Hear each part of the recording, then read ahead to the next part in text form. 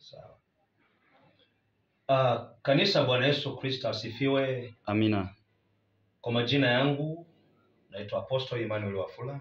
Nashukuru sana Mwenyezi Mungu kwa wasaa na majira kama haya, maana imegharimu uwezo wake. Napatikana katika mji wa Nairobi Industrial Area, sehemu inayoitwa Lungalunga.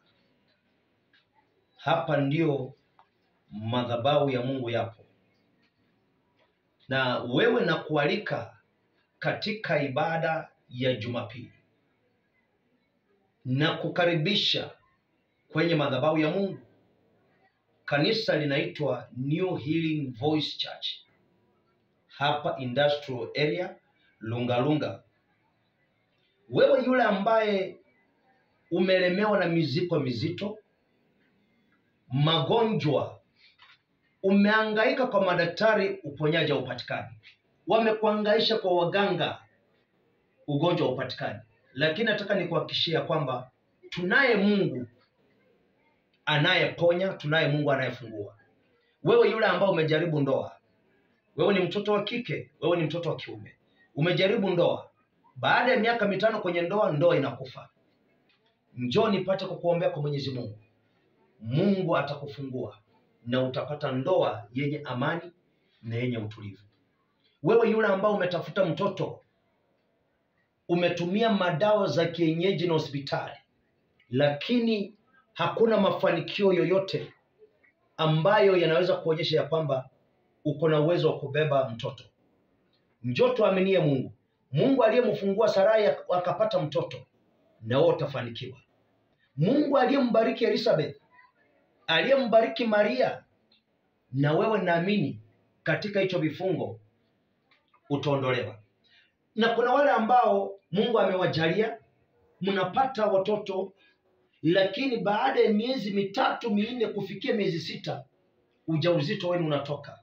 Na sio eti ya kwamba wewe unatumia madawa ile ya kutoa ujauzito, ni roho ambayo uko nayo. Wewe yule ambaye umeishi kuota na wanawake, umeishi kuota na wanaume, yani spiritual husband and spiritual wife, umeishiwa kabisa nguvu za kiume, na kukaribisha kwenye ibada hii ya Jumapili. Njoo tukaaminie Mungu katika haya madhabahu, na niko na imani ya kwamba Mungu yule ambaye aliyeniinua na mimi na akanibadilisha, na mimi destiny yangu akaibadilisha, na hata wewe Mungu wa mbinguni atakubadilishia. Umesoma, uko na vyeti viko ndani ya nyumba tu, kazi umejaribu hakuna, njoo tuaminie Mwenyezi Mungu hapa. Njoo tuaminie Mwenyezi Mungu, tumuombe Mungu. Mungu ataona machozi yako na atasikia maombi yako na sala zako, na atakwambia huu ndio wakati wako wa kufunguliwa.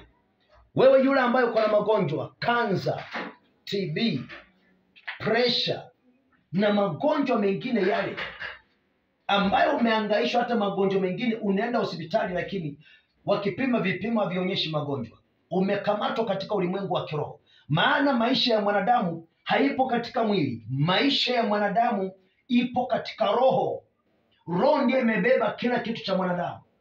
Jinsi unavyomuona mwenda wazimu kwenye barabara, roho yake iligeuzwa, na uelewe ya kwamba mwanadamu anaweza akageuzwa hata akiwa ndani ya tumbo ya mama yake. Wewe yule ambaye umejaribu kukaa na fedha, lakini fedha hazikaliki katika mifuko yako, kila wakati ni maroho ya madeni imekuzunguka, na kualika kwenye ibada ya Jumapili. Wewe ndio na kualika kwenye ibada ya Jumapili.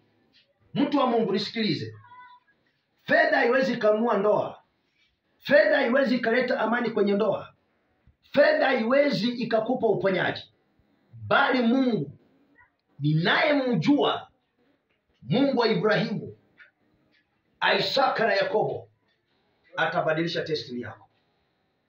Wewe yule ambaye ulikuwa unahudumu katika kanisa fulani, lakini watumishi wakakuvuruga, na kualika njoo kwenye ibada ya Jumapili tuzungumuze, kisha nitakupa mwelekeo zaidi Wewe yule ambaye umeishi katika vifungo vya dhambi, usharati au kuishi, ulevi au kuishi, wewe ndio nakualika kwenye ibada ya Jumapili.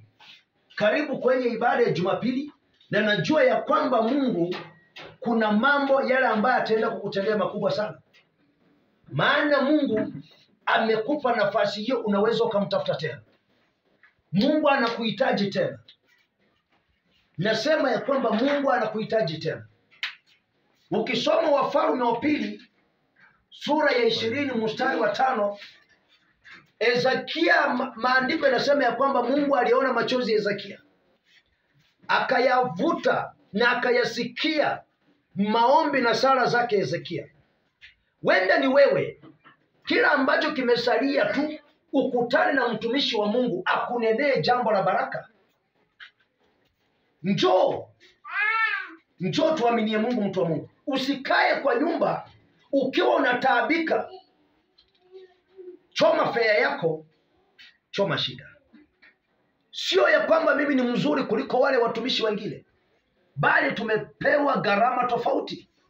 Tumepewa gharama tofauti. So ni uaminifu wangu gani ulio kati yangu mimi na Mungu?